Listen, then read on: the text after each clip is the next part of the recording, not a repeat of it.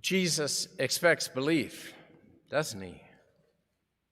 He expects it, and apparently not seeing him is no excuse, even for those who knew him.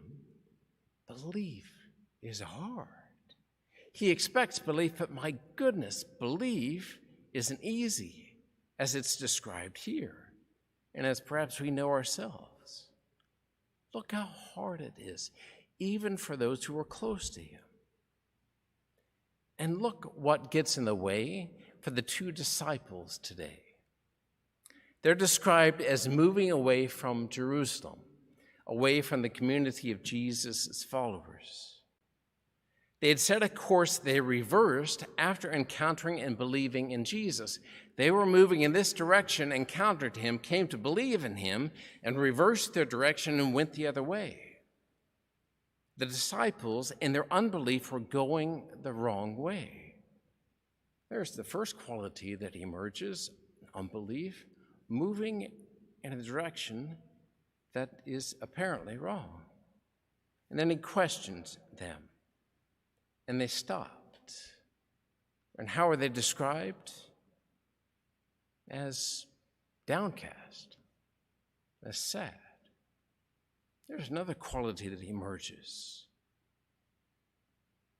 Unbelief sets us off in the wrong direction in a state of sadness, of being downcast.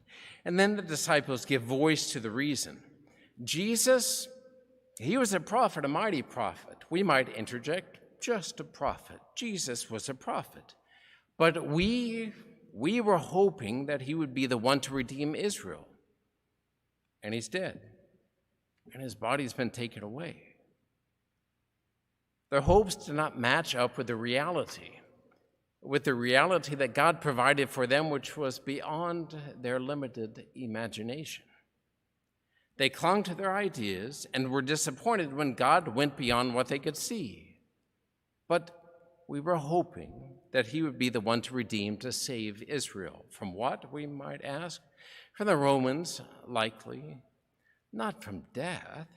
That hadn't even crept into their consciousness. They had projected their desires onto God and were downcast and moving in the wrong direction. We were hoping, they said, in disappointment. We were hoping that he would take care of the coronavirus by now. We were hoping graduation would still take place. We were hoping our marriage would be better. We were hoping our lives would look different. Here's an example from my own life. I still remember it vividly. It was 2014. I'd been a priest for not quite 8 years. I was at the monastery where I still go for spiritual direction when social distancing isn't in effect. And it was the eve of my entrance to that monastery.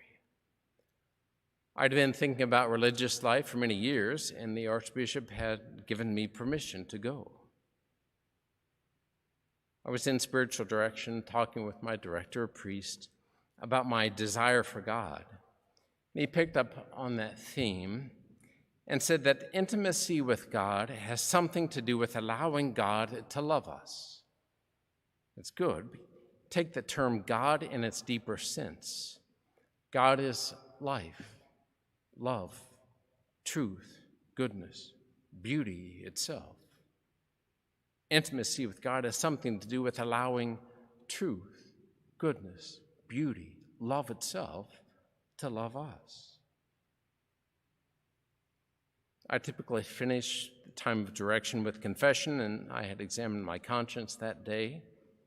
But that comment from my director broke on me like a thunderclap. I had been defining the ways by which God could love me, by which goodness, love could love me. These pleasant things, the quiet, the reading, the chanting, the liturgy, yes, he can access me that way. The adversity of things, parish administration, committee meetings, maybe even yard work, no. Just thinking about those things left me sad, confused. I had been defining the ways by which God could love me, thus defining something of who he is. I was imposing limits on him. Here in the quiet, you have access to me and I to you. There in those other things, you don't. I was imposing limits on God, which in the end imposed limits on me. I was up most that night. And the next day, I surprised that poor abbot who was expecting me to sign on the dotted line and ended up returning to the parish. Look at the mess we get ourselves into.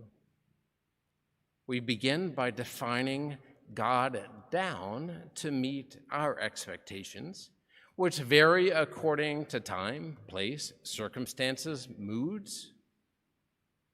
And when God disappoints, well, we give up, put a pause on prayer, and set off in a different direction, only to find ourselves rather sad and confused.